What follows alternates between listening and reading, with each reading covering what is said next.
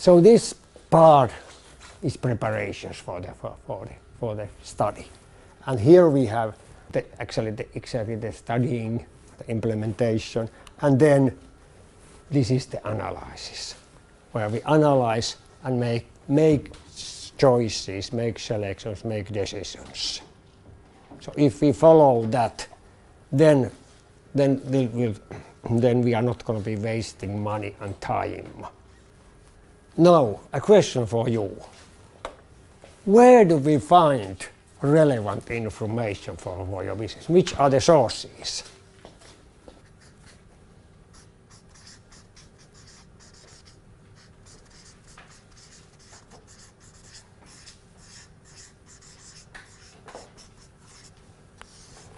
Visit is one source. What else? Google. Yes. That's maybe the most obvious one. There is the question, which information to delete to. Yeah, that's. And the answers are will be easy. Yeah, because of that, because we have such experience already that we used the Google. We used all articles released in the Kazakhstan press. So, and now we are waiting for the answers from the economic counselor of the embassy. We don't believe it. Yeah, Yes. they are so brilliant. You know that. Yeah, you know that. What has done already? It's the same in Estonia. I read every day about something really good in education, but where? I don't see. But when you had the situation, then It's typical. It is typical for the press. I still remember about 15 years ago, New York Times published a big article, how advanced is their telecommunication industry in the country. And now Nokia owns most of their telecommunication industry. So it was not very advanced. We were laughing in Finland when we read the article. Of course, you can make things look like, but this is very wise. Actually check what is the reality. Yeah.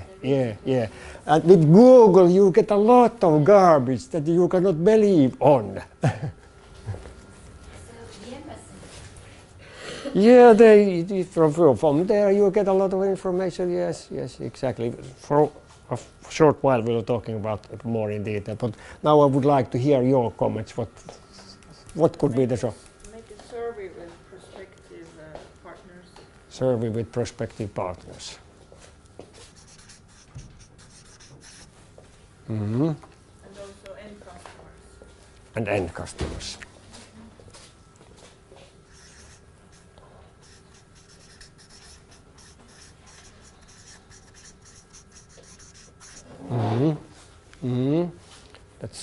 It's a very, very valid source, yes. What else? Some partners. Partners. If you have partners already, like these prospective partners, you can get information.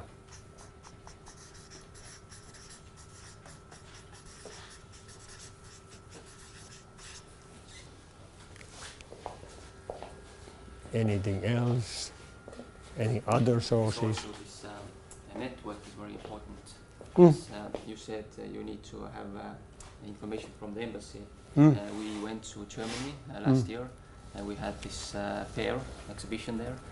And after this exhibition, some newspapers wrote that Vesa was in this exhibition, and the German embassy in Berlin, there was some lady who wrote me, and they wanted to help us to get some connections, and it's a very good source to get information from. Yeah. Christina. Yeah, so Does it, I think. how do you name this source then? The embassy actually, network maybe. Network, yes. One of the greatest examples of people working in the Lawyer. Local lawyer. Actually, for the small companies, it's quite good actually they told me that if you want to come to Germany, Germany is also one of our target markets. You can come to our route and you can show your products. So Okay. this was quite Okay. surprising. Okay. Yes, trade fairs as such are good places if you plan very well how to look for information and what are your targets. When I worked for this Omnitel, this small consulting company, we went we had actually 2 exhibitions where we attended. The first one was called GSM exhibition. First it was in Cannes. Now it has changed. It's Mobile World Congresses and it's in Barcelona. We went there each year, and we had about 15 people from our company actually participating because of information collection point of view. We planned it very well. We had questions for everybody. That your task is to look answers for these questions. And then afterwards, when we collected the information, we put it together. I had a workshop. What does this mean for us? Should we develop new services or what are the trends in the industry and so on?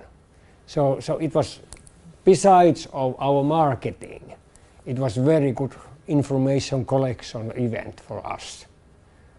Well, if you're at the trade fair, then you get immediate feedback for what your product Exactly.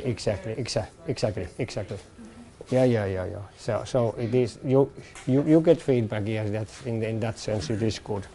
We are going to have a break in 5 minutes anyway. So please. Professional organizations. Yeah, professional organizations. Yes. Statistics. Statistics. Mm. But not the Estonian facts. Like, don't trust the small country facts. I'm proud being Estonian. Me too. We all are. Statistics, statistics are good, but that is said that you should not just trust on statistics, because it may be that Especially in some countries. in some countries they make statistics which are not based on reality. And statistics, for example, Finland is a very open country. For example, company business figures, revenues, and that kind of things. They have just public information. And I don't know, is it publicly available here? Yeah, but for example, if you go to Asia, they are not publicly available. They are business secrets. But there are companies that have them, but you have to pay them. So the information is not everywhere as open as it is here. And also the figures that you get don't tell the same details as here. So you need help in interpreting these statistical figures. Number of employees, for example, in certain countries. It does not mean that it exactly had that kind of that many employees. The owner may have 3 companies, and he's actually optimizing his business. 1 year he has this much revenue in a certain company, and this many. Next year he has very little revenue and a lot of revenue in another company. So it does not tell you the truth. So there are a lot of sources for information. Because there are so many sources of information. What is our challenge? What is our problem then? If we are thinking that we are doing a market study.